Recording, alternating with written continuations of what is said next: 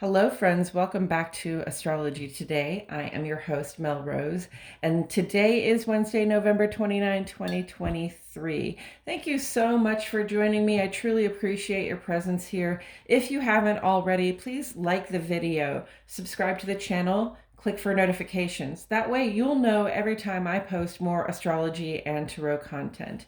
And like I said, thank you for being here, friends. So the sun today is in Sagittarius, so are Mercury and Mars. Now Mercury in a couple days here is going to move on into Capricorn, but for now, the band is all together in the land of Sagittarius.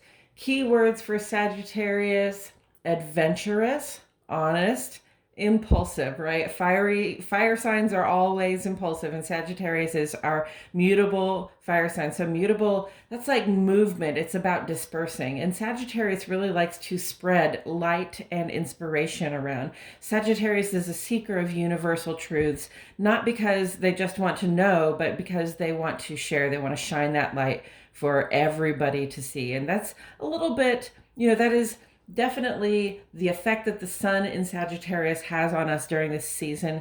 We're going into the winter season. This is the time of year when the days grow shorter and the nights grow longer. So we have these long, dark nights, and we do put up a lot of lights. We want to spread a little bit of light and love and inspiration around at this time of year.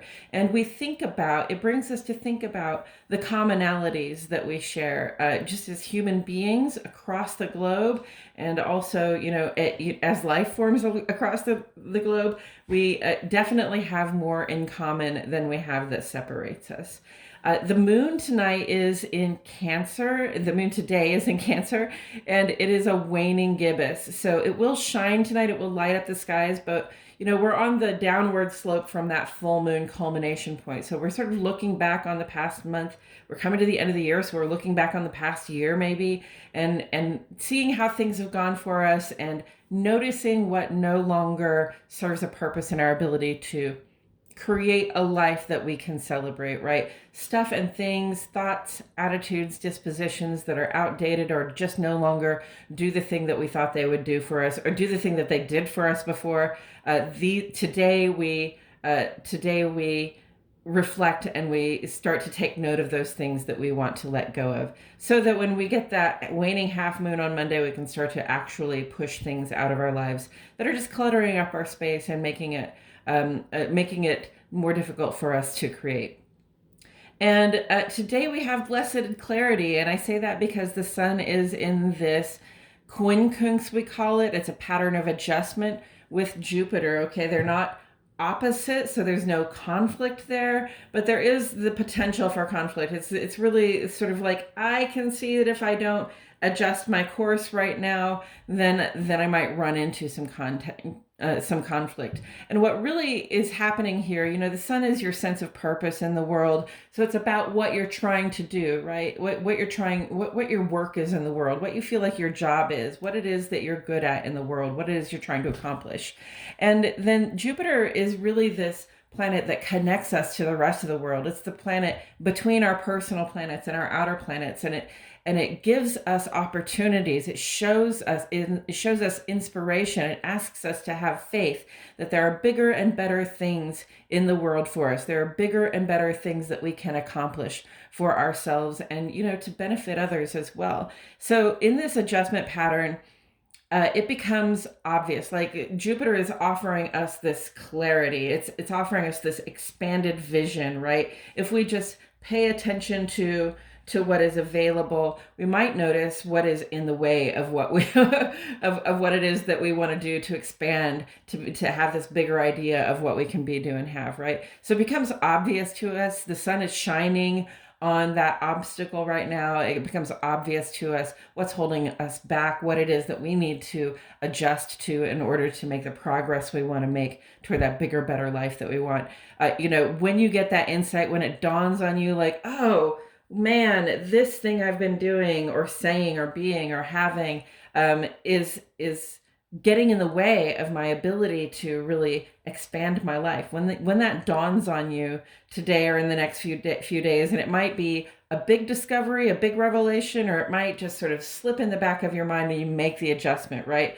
just be grateful for the insight when you notice it, and be willing and ready to adjust your trajectory, right? We got to notice what the obstacle is, and then we got to decide, do I go over this, through this, around this? Do I knock it out of the way, right? There are a number of ways to deal with our obstacles, and we all have our own approaches based on who we are, but handle that obstacle with the most wisdom and care that you can right now. Wisdom and care, right? That you can right now, so that you can just make progress without having to sort of rehash what you've just been through, moving that obstacle out of your way.